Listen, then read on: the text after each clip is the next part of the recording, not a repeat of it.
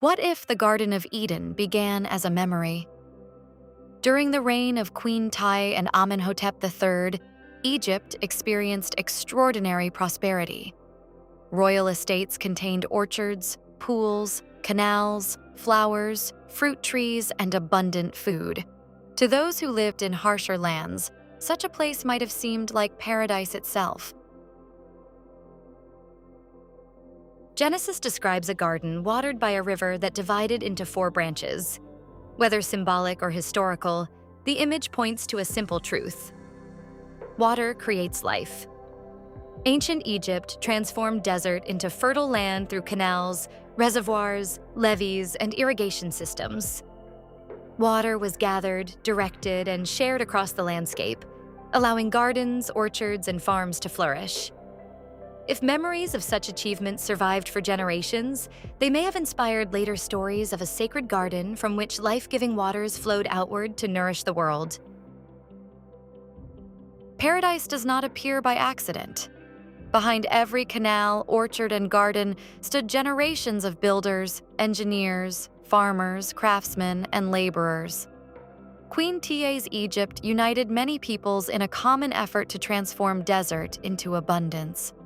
If the Garden of Eden preserves a memory, perhaps it remembers not only a garden, but also the cooperation that made such a garden possible. The story of Eden begins with creation, but every creation requires creators. At the center of many ancient traditions stands a sacred tree.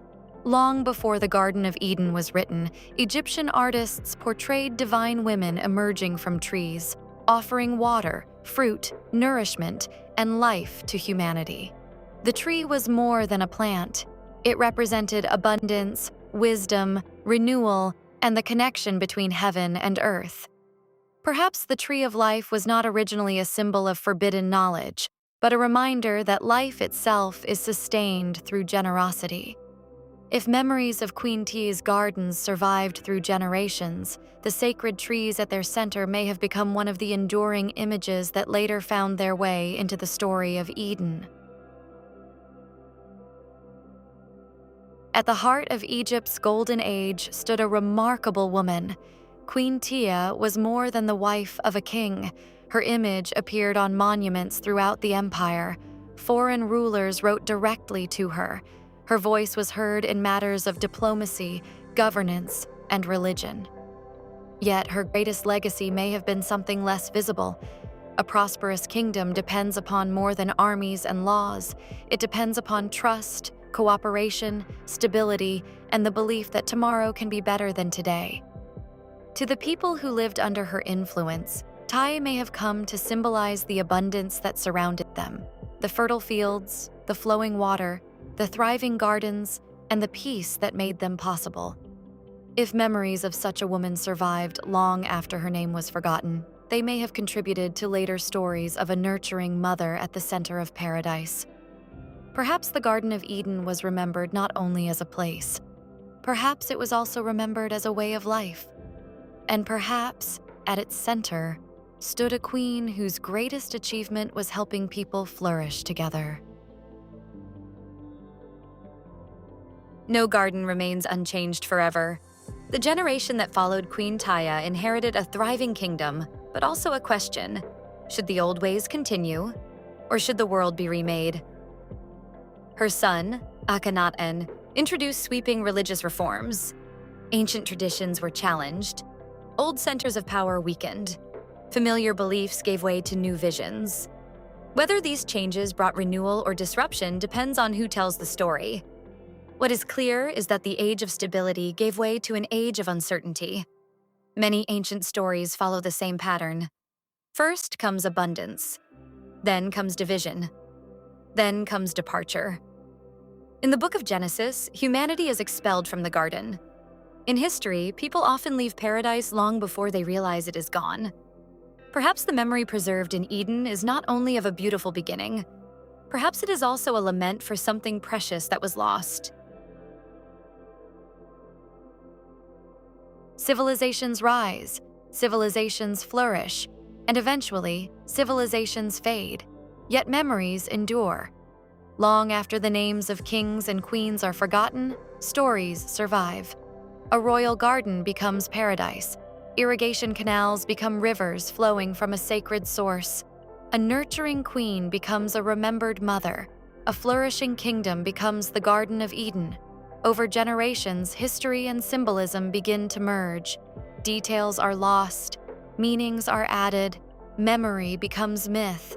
But myths often preserve truths that history alone cannot hold.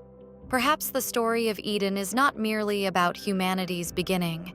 Perhaps it's a remembrance of a time when people believed that abundance was meant to be shared, that water was sacred, that gardens could be created in the wilderness, and that human flourishing depended upon cooperation rather than domination. Whether Eden was a real place, a symbolic place, or both, its message has endured for thousands of years. The longing for the garden remains. The question is not whether our ancestors once lived in paradise. The question is whether we can learn to build it again.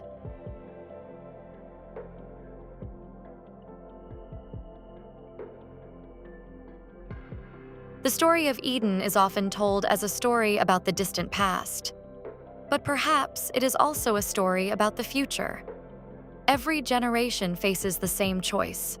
Will we build systems that concentrate wealth and power in the hands of a few? Or will we create communities where abundance is shared, where the vulnerable are protected, where water, food, knowledge, and opportunity flow outward like the rivers of the garden? The builders of ancient Egypt transformed wilderness into flourishing landscapes. The gardeners planted trees whose shade they would never live to enjoy. The storytellers preserved memories they hoped future generations would remember. Now the responsibility passes to us. Whether Queen Tiye's garden inspired Eden or not, the lesson remains the same. Paradise is not merely discovered, it is created. Not by a single ruler, not by a single generation, but by people working together to leave the world more abundant, more compassionate, and more beautiful than they found it. The Garden of Eden may lie behind us, but it may also lie ahead.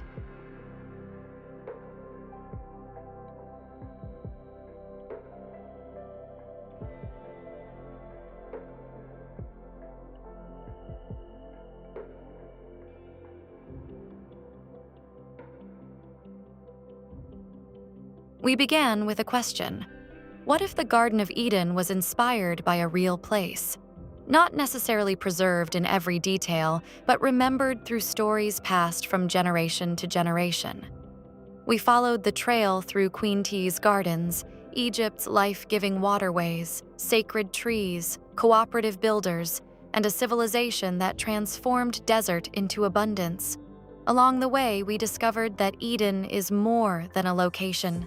It is an idea, a vision of a world where water is shared, where food is plentiful, where communities work together, and where humanity lives in harmony with the earth that sustains it.